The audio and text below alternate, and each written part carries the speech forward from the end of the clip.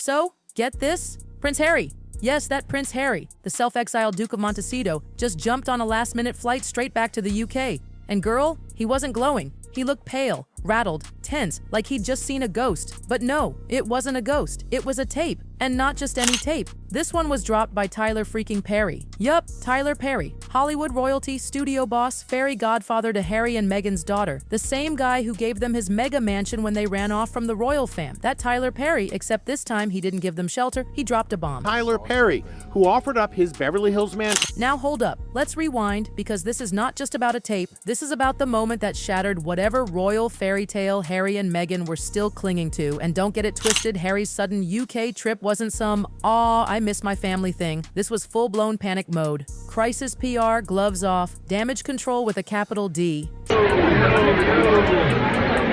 So about this tape, multiple insiders say it was never supposed to go public. It was filmed ages ago, maybe even over a year back, while Meghan and Harry were still staying at Perry's place. Kind of like a private video diary, like therapy, but with a camera. This was post-Oprah, post-Spotify failure, post-Netflix drama. They were trying to figure out their next big move, and boy, was it messy. Word is Meghan went off, like really went off, on the monarchy, on the British public, on, wait for it, Harry. And we're not talking about a loving wife venting after a long day. Think sarcasm, snark, eye rolls, the kind of tone that screams, "I am so over this." It sounded less like Duchess drama and more like a woman on the verge of hitting unsubscribe on her whole marriage. But what really set fire to the house? Tyler Perry let a snippet of that footage slip. Not the whole thing, just a few seconds, but even that, boom, viral explosion. He aired it during a closed live stream for his private circle. But of course, someone screen recorded it. And that clip didn't just leak, it detonated. In just 92 seconds, Meghan reportedly called the Duchess title the most expensive leash I've ever worn.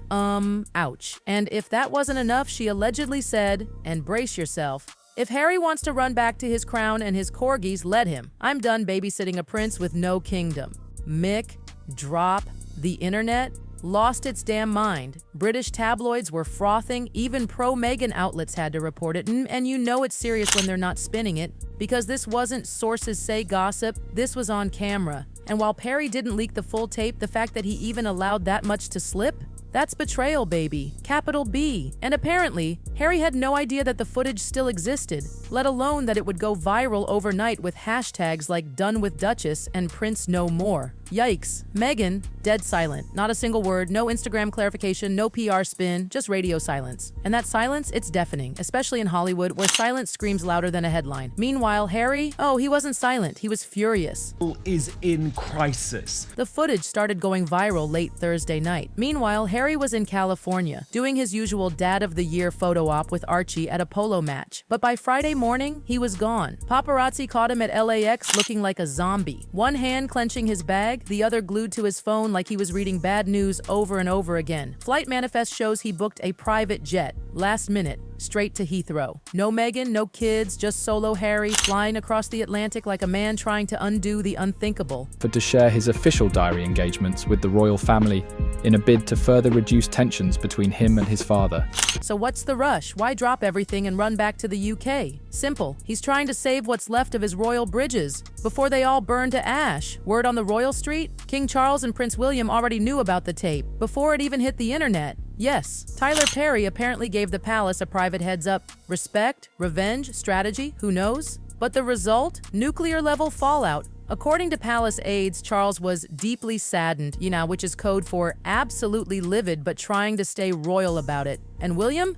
Oh, he's done. One insider said he told staff he made his bed in California. Let him lie in it. That's why Harry's panic made sense, because this wasn't just Meghan saying stuff, it was what those words revealed. The cracks, the resentment, the truth. That the fairy tale is done, that Harry left everything for a woman who might not even respect him anymore. And Tyler Perry? Not even denying it. When asked about the clip's authenticity, he didn't play coy. No PR dodge, no classic, no comment. He just said, "Sometimes the truth speaks for itself." That is cold, calculated. And it screams, "I'm done covering for y'all." Why did he turn on them? Maybe he felt used. Maybe they pushed too far. Maybe Meghan's team kept asking for more favors. more access, more name drops, more connections, and Perry, who built his empire from scratch, just snapped. Whatever the reason, that tape changed everything, because now Harry's not just the guy who walked away from the crown, he's the guy whose own wife called him a prince with no kingdom. That line, that will haunt him forever, and the consequences, massive. Royal experts are whispering, is this finally the moment Charles strips him of his HRH? Will Parliament intervene? Is this the official end of Harry's royal story? Let's be real, this wasn't some PR fumble. This was a betrayal, caught on tape. And Harry, he knows it. You can actually feel the energy shift. The Sussex brand was already limping. Spotify dropped them, Netflix flopped, Meghan's lifestyle ventures tanking, and now this bombshell tape feels like the last nail in the coffin. But Harry's Hail Mary flight to London? Oh, he's not ready to quit, not yet. When that jet touched down in the UK, it wasn't royal trumpets or fanfare waiting for him. Nope. Just a few paparazzi cameras with mega zoom lenses hiding in the bushes. The photos told the whole story. Harry stepping off that plane with his shoulders slumped, lips tight, face drained. He didn't look like a prince. He looked like a man who abandoned his kingdom and now had to beg to come back. And let's not pretend this is 2020. Back then, the royals were stunned by the Oprah interview, blindsided by the Netflix series, totally caught off guard. But now, they've got receipts, they've got strategy, and most of all, they've got boundaries. And you could feel those boundaries the second Harry landed, because instead of heading straight to Clarence House or Kensington Palace, guess where he went? A private royal estate, way off the beaten path, away from everyone. Why? Because no one's rolling out a red carpet this time. Not even a dusty welcome mat. Word is, William still won't answer his texts. And King Charles? He'll take a call, but that's it. No more emergency family summits. No more emotional heart-to-hearts. This time, the king is acting like a king, not a dad with unlimited second chances. And the palace? Haven't said a word. Not even the usual,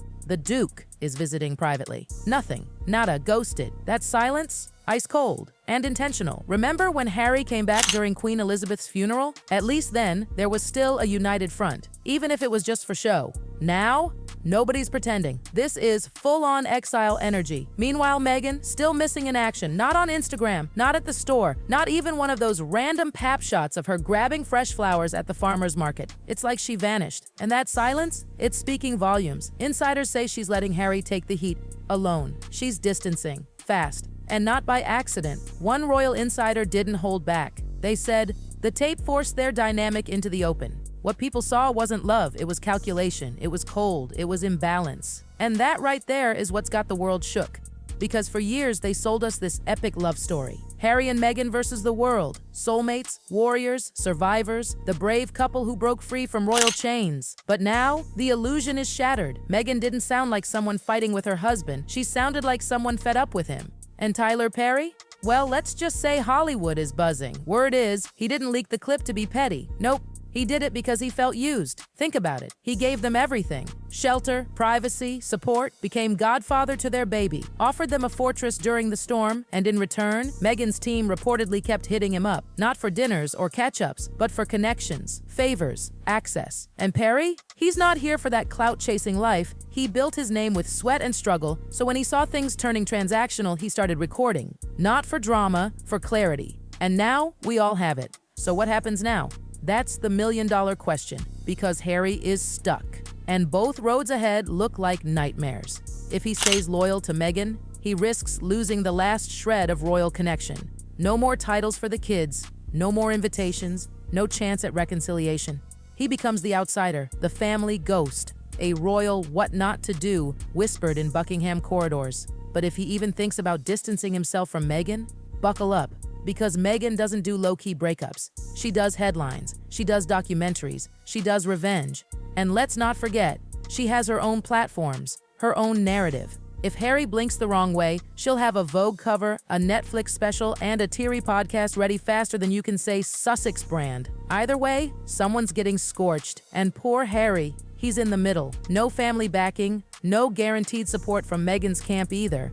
He's exposed. Alone. And the worst part? That tape made it clear. He might not even be respected by either side anymore. Social media? Ruthless. Clips of Meghan calling him a prince with no kingdom are getting edited into TikToks with sad violin music, dramatic voiceovers, and captions like, "He gave up everything for this?" Brutal, but fair, you decide, and over at the palace, they're not laughing, they're watching, quietly, strategically. William, according to palace insiders, sees this as vindication. For years, he was painted as the cold, stuck-up heir, but now he's looking like the calm, steady one. The one who stayed loyal, the one who held it together. Meanwhile, Harry, he's the cautionary tale. Even the royal commentators who used to defend him, backing away. The narrative has flipped. No more poor Harry. Now it's grown man, grown choices. Sympathy? Expired. But here's the cruelest twist. This tape didn't just expose Meghan, it exposed Harry's loneliness. That quiet truth nobody wanted to say out loud. Maybe he jumped ship with no plan. Maybe he walked away from the crown, the institution, the family, chasing freedom, but found himself more lost than ever.